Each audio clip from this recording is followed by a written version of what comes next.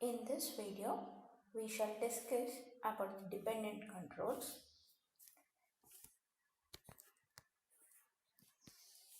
In some circumstances, a control may be active only under certain conditions, only when a particular response is made. This additional information is needed. For example, a question such as, "Do you have any additional degree?" might necessitate knowing their names. If the question is answered as no, then the response is not needed. If no response is given, the tab will cause the cursor to move to the next field, and the degrees name field will not appear.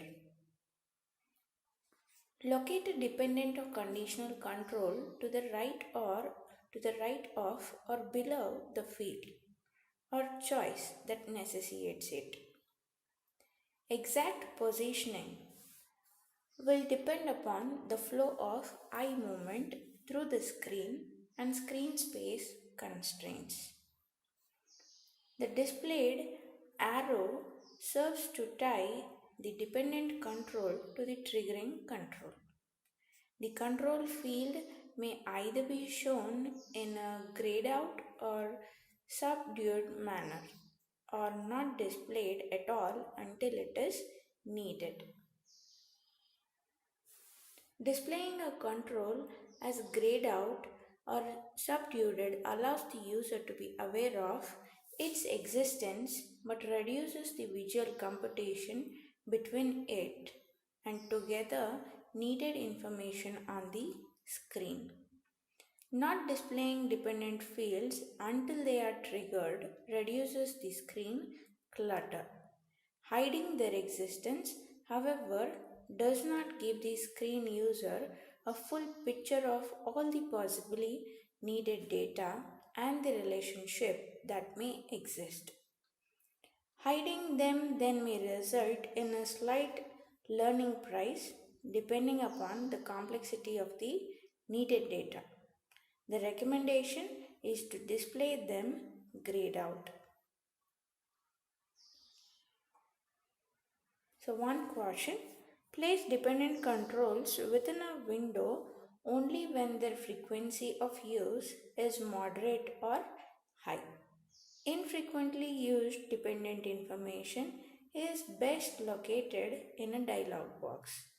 The extra step needed to occasionally obtain the dialog box is more than compensated for by the additional screen space made available and the reduction in the screen clutter.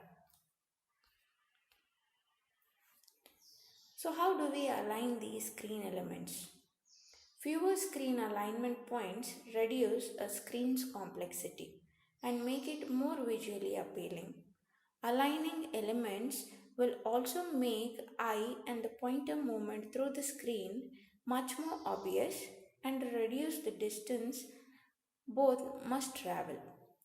Screen organization will also be more consistent and predictable.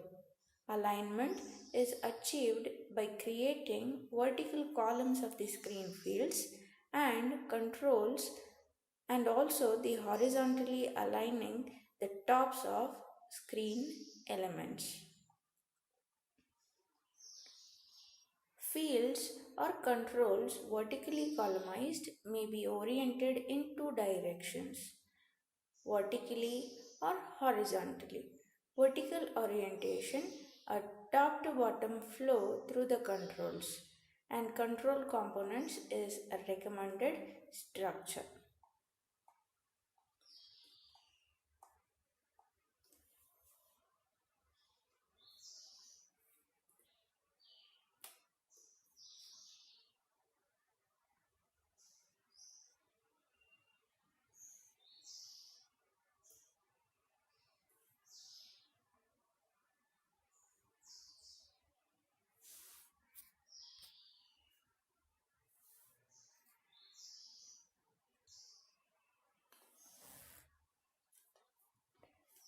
Elements and information should be organized vertically, that is, top to bottom as well. Two and sometimes three columns of controls and fields may occasionally be created.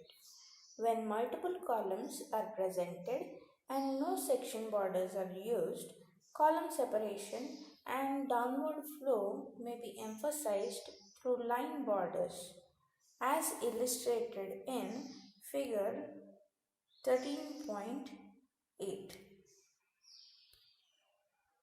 As illustrated in the figure 13.8.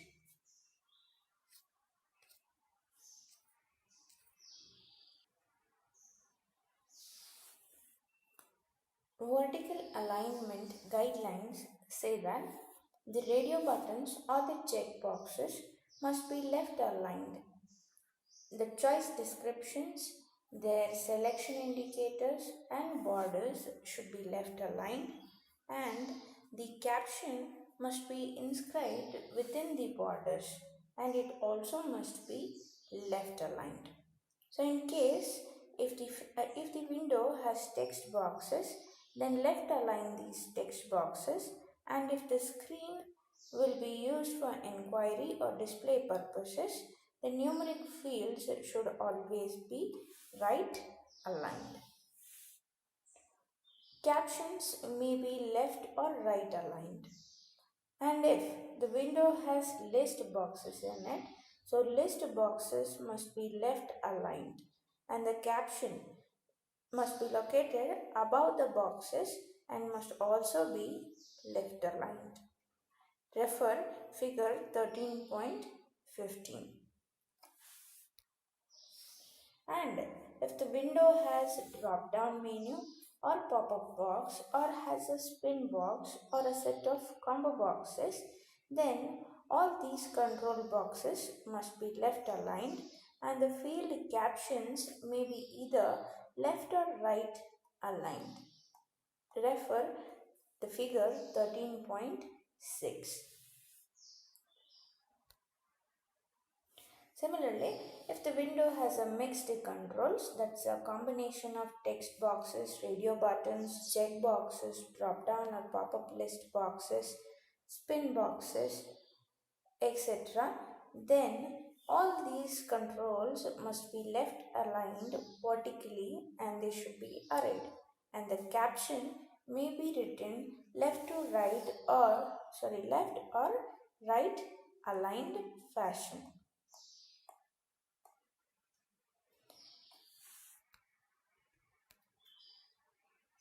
In some cases, window space constraints may dictate the horizontal orientation of controls, most noticeably radio buttons and checkboxes. Again, the pattern created must be consistent, predictable, and distinct. So now we look into horizontal orientation and vertical alignment.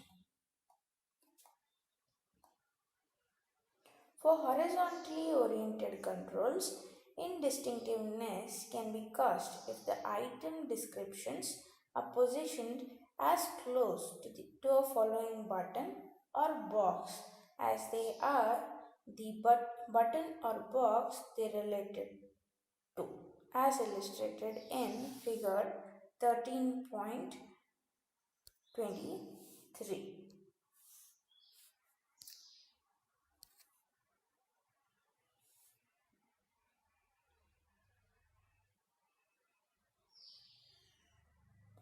While the objective is to create as few vertical alignment points as possible, this is usually not practical. For checkboxes and radio buttons, most often the result will be inconsistently spaced item descriptions, as illustrated in figure 13.24. Horizontally arrayed control items with inconsistent spacing and false vertical orientation. Vertical alignment of items in several adjacent controls can also create a false vertical orientation perception, which is illustrated in this figure, that is 13.24. Final positioning will be a compromise between alignment and providing clear item distinctiveness, which is illustrated in figure 13.25. A vertical orientation of radio buttons and checkboxes, all these problems are avoided. With horizontal orientation, borders aid discrimination and separation, which can be noticed in figure 13.26. This figure shows a horizontally arrayed control items with borders to give more readability. Although the examples in the previous guidelines illustrate text box structured left to right, every attempt should be made to maintain a top to bottom orientation of single entry and selection fields. The fields in the example will be more effectively structured as illustrated in figure 13.27. So this figure shows a vertical orientation of text boxes.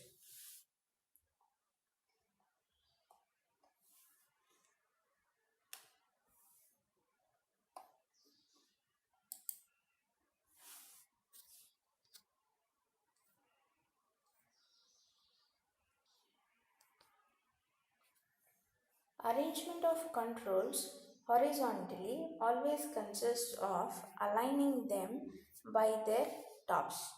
Because controls may be of different heights, screen efficiency occasionally dictates that a control must be positioned in an area where it does not align horizontally with another control. When this occurs, attempt to align it horizontally with bottom of an adjacent control as illustrated by list box and adjacent combo box in the previous example. So do not try to cramp a control, however, to achieve bottom alignment.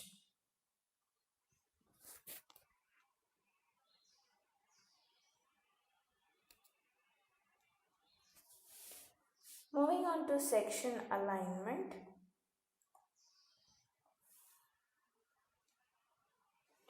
Groupings with borders should also be aligned vertically by their left border and horizontally by their top borders.